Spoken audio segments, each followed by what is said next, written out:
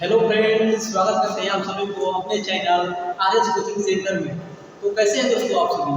उम्मीद करते हैं कि आप सब बहुत मस्त होंगे, स्वस्थ होंगे और अच्छे से पढ़ाई कर रहे होंगे। तो दोस्तों आज की इस क्लास में हम लोग क्लास 10 के फिजिक्स चैप्टर 1 प्रकाश का परिवर्तन से संबंधित जितना भी वीडियो या व्यक्तिगत क्वेश्चन है आज के इस वीडियो में हम लोग सॉल्व करेंगे। तो चलिए बिना देर के वीडियो को स्टार्ट करते हैं। तो देखिए दोस्तों, जैसे कि क्वेश्चन नंबर एक में प्रकाश की किरण गमन करती है। दोस्तों प्रकाश की किरण है ना, जो कभी भी सीधी रेखा में गमन करके स्कूल या पता चलेगा राइट आंसर है ऑप्शन नंबर ए यानी सीधी रेखा में। तो अब चलिए क्वेश्चन नंबर 2 को देखते हैं। ये क्वेश्चन नंबर 2 है कि प्रकाश के परावर्तन के कितने नियम हैं। तो प्रकाश के परावर्तन के 2 नियम हैं। इस राइट आंसर है ऑप्शन नंबर बी यानी 2। ठीक, अब चलिए क्वेश्चन नंबर 3 देखते हैं। तो ये क्वेश्चन नंबर 3 है कि प्रकाश के परावर्तन के नियम से संबंधित आधारित होता है। तो परिवर्तन के नियम से आधारित होता है तापमान पूर्ण बराबर परावर्तन। तो यही इसका राइट आंसर है ऑप्शन नंबर ए, इसको भी याद रखना चाहिए। ठीक, अब चलिए क्वेश्चन नंबर 4 देखते हैं। ये क्वेश्चन नंबर 4 है कि समतल दर्पण द्वारा बना प्रतिबिंब हमेशा होता है। तो समतल दर्पण द्वारा बना प्रतिबिंब हमेशा कैसा होता है भाई? काल्पनिक होता है यानी आभासी होता है। इसका राइट आंसर है ऑप्शन नंबर बी यानी काल्पनिक या आभासी। अब चलिए क्वेश्चन नंबर 5 देखते हैं। ये क्वेश्चन नंबर 5 है निर्वात में प्रकाश की चाल कितनी होती है। तो निर्वात में प्रकाश की चाल होती है 3 × 10⁸ मीटर प्रति सेकंड। इसमें इसका राइट आंसर होगा ऑप्शन नंबर ए यानी 3 × 10⁸ मीटर प्रति सेकंड। इसको भी याद रखना चाहिए। अब चलिए क्वेश्चन नंबर 6 को देखते हैं। ये क्वेश्चन नंबर 6 है गोलीय दर्पण के फोकसांतर एक कोण बकायदा त्रिज्या r के बीच का संबंध क्या है। भाई क्योंकि हम लोग जानते हैं कि r होता है 2a यानी ये बराबर क्या हो जाएगा r बाई ये बराबर हो जाएगा r बाई 2। तीसरे देखिए r बराबर 2 दे दिया है, f बराबर r बाई 2 दिया है। राइट आंसर होगा डी यानी ये और बी इसका राइट आंसर हो जाएगा। अब चलिए क्वेश्चन नंबर 7 देखते हैं। ठीक है, जैसे कि क्वेश्चन नंबर 7 है कि दाढ़ी बनाने में किस दर्पण का उपयोग होता है। तो दाढ़ी बनाने में अवतल दर्पण का उपयोग होता है, इसको भी याद रखना चाहिए यानी ऑप्शन नंबर सी इसका राइट आंसर है। अब देखिए क्वेश्चन नंबर 8 देखते हैं। ये क्वेश्चन नंबर 8 है कि मोटर कार के चालक के सामने साइड मिरर के रूप में कौन सा दर्पण लगा होता है। साइड मिरर के रूप में कौन सा दर्पण लगा होता है भाई? भूतल दर्पण लगा होता है। इसको भी याद रखना चाहिए, इसका राइट आंसर होगा ऑप्शन नंबर बी। अब चलिए क्वेश्चन नंबर 9 देखते हैं। ये क्वेश्चन नंबर 9 है कि सर्च लाइट का परावर्तक संख्या होता है। सर्च लाइट का परावर्तक संख्या होता है भाई, तो अवतल दर्पण का होता है। इसको भी याद रखना चाहिए।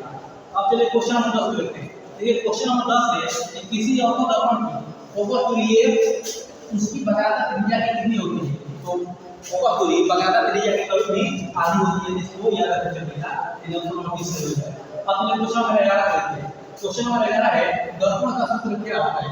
दर्पण सूत्र है भाई 1/v प्लस 1/u बराबर 1/v।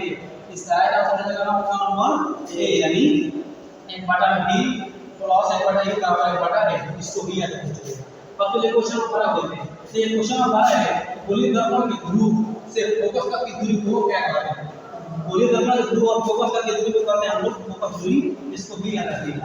अब चलिए क्वेश्चन नंबर 13 देखते हैं। देखिए क्वेश्चन नंबर 13 है कि किसी वस्तु का अवर्धित बड़ा और काल्पनिक प्रतिबिंब किस दर्पण से प्राप्त किया जाता है। तो इसका राइट आंसर हो जाएगा ऑप्शन नंबर बी यानी अवतल दर्पण से। इसको भी याद रखना चाहिए। अब चलिए क्वेश्चन नंबर 14 को देखते हैं। ये क्वेश्चन नंबर 14 है उत्तल दर्पण द्वारा बना प्रतिबिंब हमेशा कैसा होता है। उत्तल दर्पण द्वारा बना प्रतिबिंब हमेशा काल्पनिक और सीधा होता है। इसका राइट आंसर हो जाएगा ऑप्शन नंबर सी। अब चलिए क्वेश्चन नंबर 15 देखते हैं कि ऐसे पदार्थ जिससे होकर प्रकाश आसानी से प्रकट हो जाता है उसे क्या कहते हैं। तो उसे हम लोग पारदर्शी पदार्थ कहते हैं यानी ऑप्शन नंबर ए हो जाएगा राइट आंसर पारदर्शी पदार्थ। अब चलिए क्वेश्चन नंबर 16 को देखते हैं। तो क्वेश्चन नंबर 16 है कि सॉफ्ट कुकर में किस दर्पण का प्रयोग किया जाता है। तो सॉफ्ट कुकर में भाई अवतल दर्पण का क्या किया जाता है, प्रयोग किया जाता है। इसको भी याद रखना चाहिए। इसका राइट आंसर हो जाएगा ऑप्शन नंबर ए यानी अवतल दर्पण। अब चलिए क्वेश्चन नंबर 17 को देखते हैं। ये क्वेश्चन नंबर 17 है ये उत्तल दर्पण की बकायदा त्रिज्या 20 सेंटीमीटर है, उसकी फोकस दूरी क्या होगी। देखिए यानी r बराबर दिया है 20 सेंटीमीटर, दिया है बराबर क्योंकि हम जानते हैं कि बराबर होता है r बाई 2 यानी r का मान क्या है 20 बराबर 2 यानी 10 सेंटीमीटर हो जाएगा। और उत्तर पूछा है इसका राइट आंसर प्लस 10 सेंटीमीटर। इसको भी याद रखना चाहिए। अब चलिए क्वेश्चन नंबर 18 देखते हैं। ये क्वेश्चन नंबर 18 है, प्रतिबिंब का आकार हमेशा वस्तु के बराबर हो वह कौन सा दर्पण है। तो देखिए दोस्तों, जब भी इस प्रकार का सवाल आए ना तो उसका राइट आंसर होगा समतल दर्पण, क्योंकि एक समतल दर्पण है ना जो प्रतिबिंब जो होता है ना वो वस्तु के बराबर होता है, कहीं ना कहीं पर भी रहता हो। इसका राइट आंसर हो जाएगा ऑप्शन नंबर सी यानी समतल दर्पण। इसको भी याद रखिएगा। अब चलिए क्वेश्चन नंबर 19 देखते हैं। तो क्वेश्चन नंबर 19 है, प्रकाश क्या है।